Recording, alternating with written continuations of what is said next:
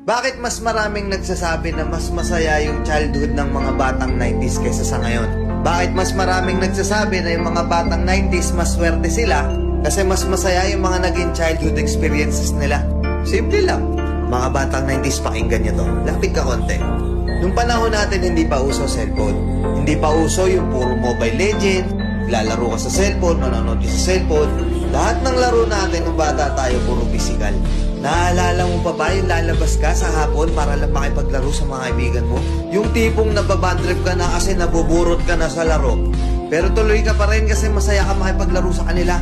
Yung tipong lalabas ka ng alas 3 ng hapon hanggang alas 6, hindi ka na pwedeng magpagabi kasi mapapalo ka.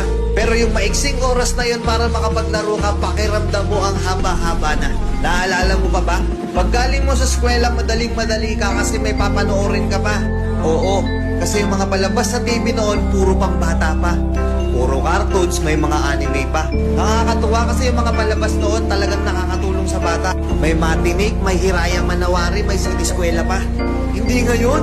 Putik na yan yung mga pinapanood ng mga bata. Puro pag-ibig na. Puro drama. Di ba? Mapapang umaga ka man o panghapon ka man sa klase, makakapanood ka. Naalala mo pa ba?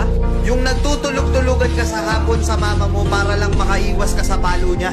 O teka, naririnig mo ba yun? Oo, paulan na. Gigising ka ng madaling araw, nag-aabang ka ng balita, gantong umuulan na, sana walang pasok. Yung tipong kahit hindi pa nag-a-announce sa balita, pag lumakas yung ulan ng ganyan, anak, huwag ka nang pumasok.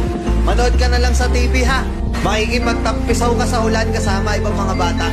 Nakakamiss yung mga panahong wala ka pang pinoproblema. Nakakamiss yung mga panahong wala ka pang responsibilidad at obligasyon. Nakakamiss yung mga panahon nung ikaw ay bata pa. Pero napapansin ko, bakit hindi ko na nakikita yung mga ganong klaseng bata? Sa tuwing lumalabas ako, napapansin ko napakatahimik na ng iskinita. Hapon na, oras na ng paglalaro nila. Pero bakit ganon wala ng mga bata? Nasa na sila? Na-focus na sa kaka-cellphone. Hindi na lumalabas ng bahay. Mas minaigi na lang nilang mag-cellphone at manood ng mga bagay na wala namang kakwenta-kwenta. Iba na talaga panahon ngayon, no? Kasi ngayon yung mga bata hindi na nila ine-enjoy yung pagkabata nila. Hindi na sila lumalabas para makipaglaro sa mga kalaro nila. Nagbabago na talaga yung takbo ng mundo, di ba? Kaya kung ako tatanungin, oo, masaya ako na naging parte ako ng batang 90s na to.